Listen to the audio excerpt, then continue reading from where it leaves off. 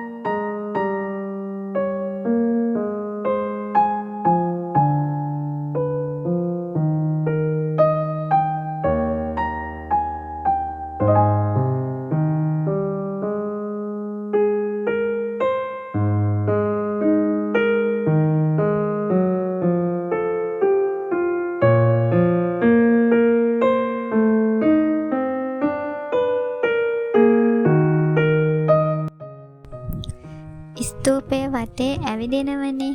මේ ඇවිදින මළුවට කියනවා සලපතල මළුව කියලා. සලපතල මළුව විශාලත්වය අතින් පළවෙනි ස්ථානය ගන්නේ ජේතවනය. දෙවැනියට තමයි අභයගිරි.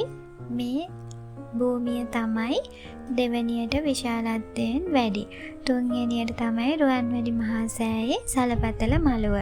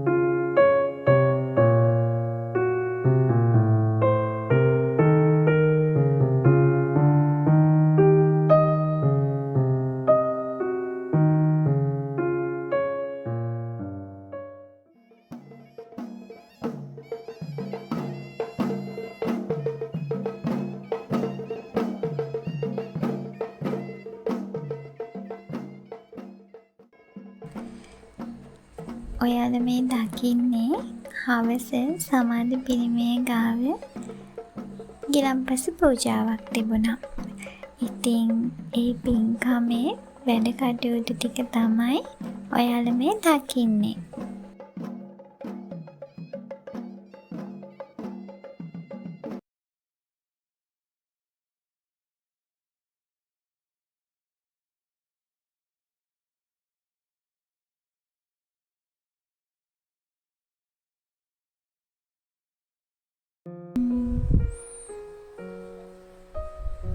පටික හුණුගල් වලින් නිර්මාණය කරපු සමාධි බුදු පිළිමයක් අපේ ගෞතම බුදුහාමුදුරුවන්ගේ මෙත්තා, මුදිතා, උපේක්ඛා, කරුණා කියන සතර බ්‍රහ්ම විවරණ පෙනුබුබුවන ආකාරයෙන් තමයි මේ පිළිමය නිර්මාණය කරලා තියෙන්නේ.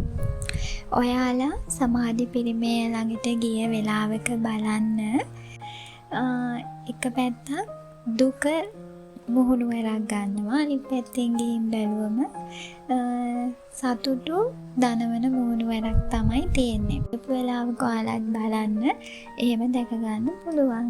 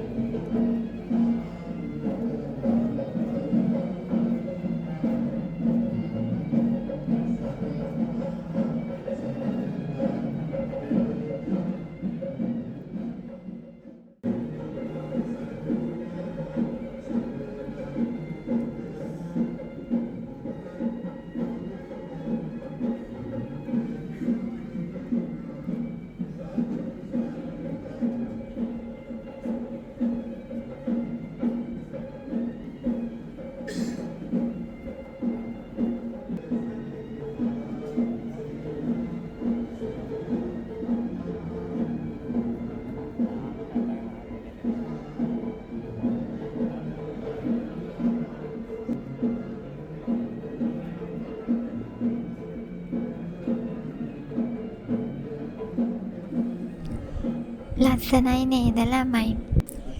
මම මගේ ජීවිතේ පළවෙනි වතාවට තමයි 100ක් නමකට දානයක් දෙන මෙවැනි පින්කමකට සහභාගී වුණේ. ඉතින් මට ඇත්තටම සතුටුයි. මම හිතනවා ඔයාලත් සතුටු වෙන්න ඇති කියලා. මේක දැකලා හරි සතුටු වෙන්න ඇති කියලා. ඉතින් ඔන්න මගේ මේ පූජාව ඉවර වෙලා දැන් ඉතින් එන්න තමයි හදන්නේ.